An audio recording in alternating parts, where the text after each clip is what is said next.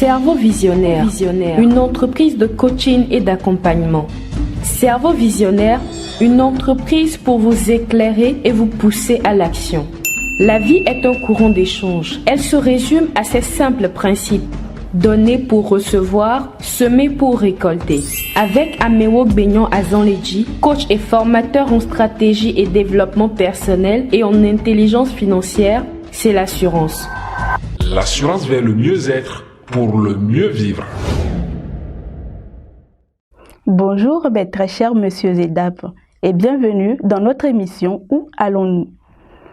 J'ose croire que vous vous portez tous à merveille. Comme d'habitude, nous serons accompagnés du coach Amewo Benyon Azanledji pour nous éclairer ou nous donner des notions sur le thème « Le je m'en foutisme a-t-il un prix ?»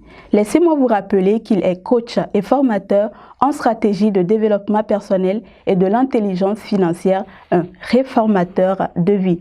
Nous allons entrer dans le vif du thème juste après ceci.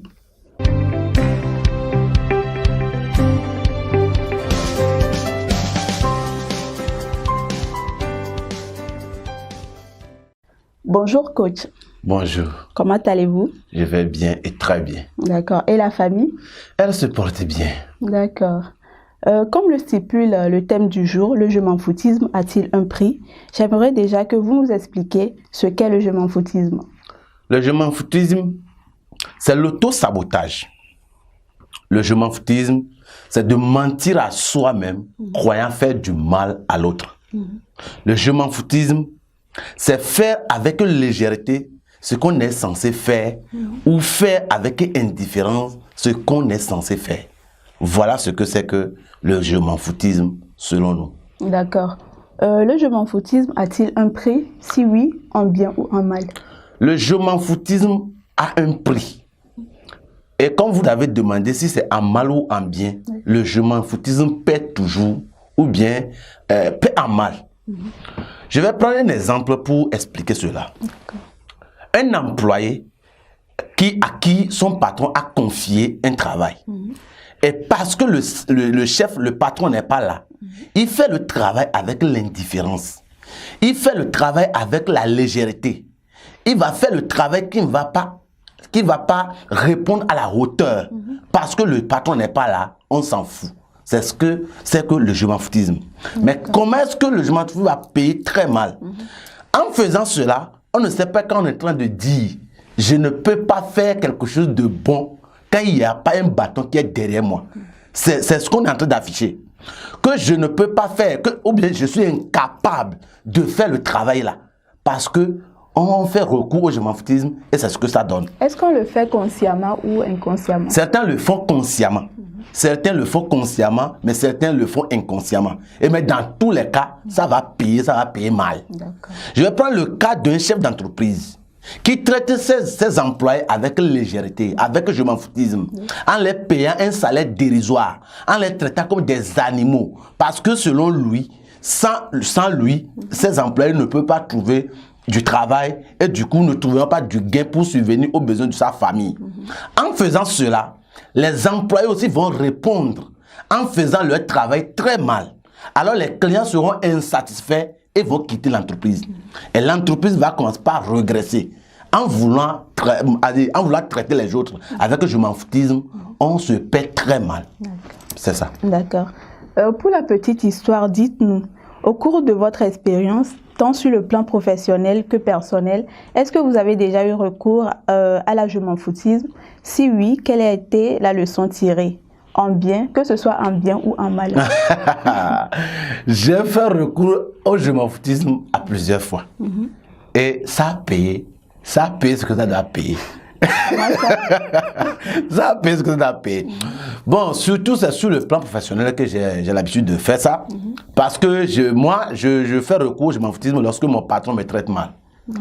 Et du coup, j'ai dit, bon, ok, il ne me paie même pas bien.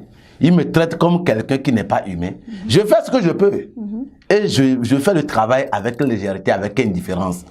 En faisant cela, je suis en train de montrer aux autres chefs que je suis incapable.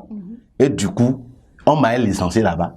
Et c'était difficile pour moi de trouver encore, c'est-à-dire autre travail. Ça a été vraiment difficile. Oui. Voilà comment le je m'en foutais m'a payé.